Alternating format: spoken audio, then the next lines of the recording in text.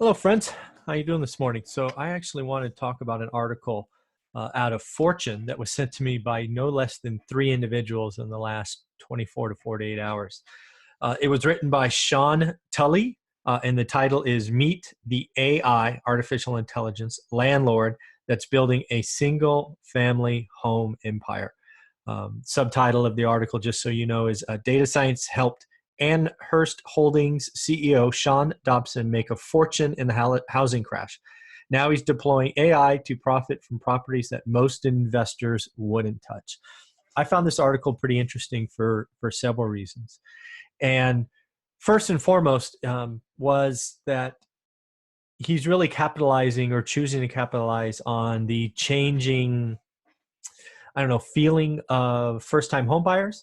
Right, there was a point in the article, I believe, what it stated. If you looked at first-time homebuyers pre-crash and post-crash, only 1/3 of likely buyers are buying today, which means the other 2/3 are renting and choosing to rent.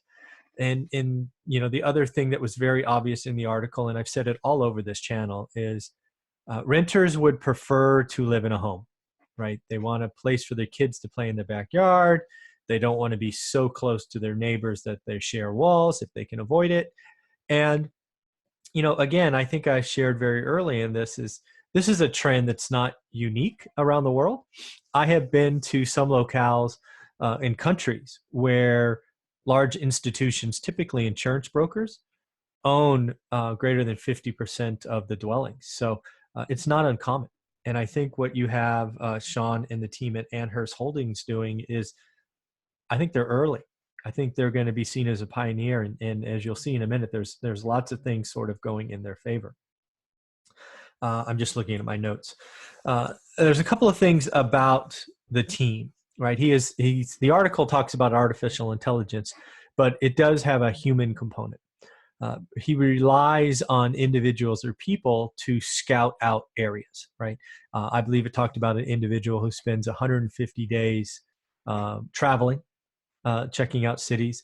If he kind of hones in on one, he'll check into a hotel and spend a month there, driving around and making sure, it's a place where they want to plunk down millions of dollars, if not hundreds of millions of dollars. And, things like cars and driveways, midday, red flag, leave, diverse employment, things of that nature, stuff that you would think, makes it a thumbs up.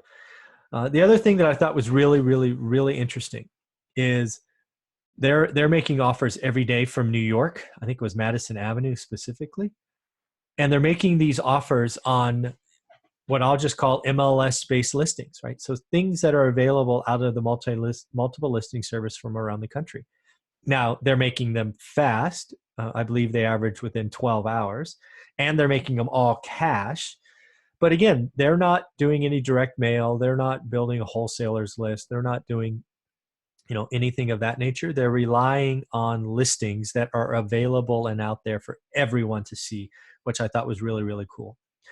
But then that's where the algorithm kicks in. They're trying to figure out what the housing stock looks like. They're trying to estimate repairs. What I call it in my class A, B, and C. Is it a light fixer, a heavy fixer, all of that? They then have their estimates based on that. And then they send in their offer. And Amherst didn't say this next part, but Fortune in the article sort of estimated what they calculate. They estimated the purchase price plus their make ready, and then the estimated rent, and they calculated a yield or a return. And they're guessing, again, Fortune's guess based on some data they collected during conversations, that they're looking for a 5 and 6% cash return. So again, it's just like I talk about, right? How much is your down payment? How much is your closing cost? How much is make ready? Take the estimated monthly rent minus all expenses. That's your numerator. The total cash out of pocket's the denominator. And that should produce a return.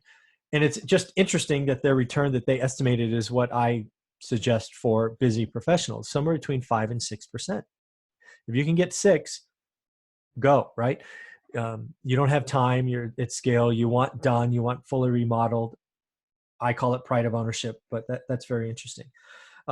Then they talk about other things that they're doing. First off, they focus on what they call the Sun Belt, which I think was Atlanta to Texas, or the Rust Belt, which I'm guessing is the central of the country. Um, but the average income is $60,000 in the area, and the average rent was $1,450. I again find this interesting just because I invest in Fresno, which is about those numbers. I think average income is either just shy or just over 60K. And average rent, I haven't looked at it in a while, but that feels about right when you take into account the higher end areas of Fresno. So um, I thought that was pretty interesting. And then again, they are doing things at scale. So they're buying, GE appliances at scale. So what might cost me $3,000, they get for 1,800, right? National contracts and all of that. So what might cost a mom and pop make ready is 42,000. It costs them 28. They have teams on the ground and just all the things they're doing to wring out efficiencies. And then here's the big goal for Sean Dobson and the team at Amherst Holdings. He wants to own 1 million rental homes. And that's an astonishing number, right? I think I read in the article somewhere, and I could be mistaken, because this is purely from memory, not from notes, is that there's 5 million rental homes today. Now, even if that increases, say, 30%, so we go to 6.5 million, and he owns 1 million of them, that's a big number, right? Big percentage. But I don't see anything stopping him, right? I think that things are heading in his direction. I think pricing is going to get soft. Buyers are going to back away. People are going to want to rent more, especially rent nice stuff. And the other thing I thought was interesting in his model, and it's what I do every day, is you go try to buy fixers because you have the cash and you don't have to compete with owner occupants. The reason he doesn't have to compete with owner occupants is the same reason I don't, because owner occupants have 3.5% or 3 1/3 or 4%, 5% down, maybe, but they don't have the extra 20 to 40 grand to fix the issues, right? Put in the new floor, new windows, whatever it happens to be. So I really like what he's doing here. I appreciate everybody sending me this Fortune article. Again, I'm old, so that means I print paper and then I turn it over and take notes. But anyways, I really like what the team's doing at Amherst Holdings. I appreciate everybody sending my articles. Keep doing that. I am going to create a new series giving my feedback on various articles. Let me just look at my notes and see if I missed anything. Nope, I think I got it all. So again, I think there's a lot out there. I like what they're doing. 5 to 6% return after all cash invested is awesome. I think that's the right place to be. Use humans to pick areas and then AI or models to help make offers. They're making offers right out of listings.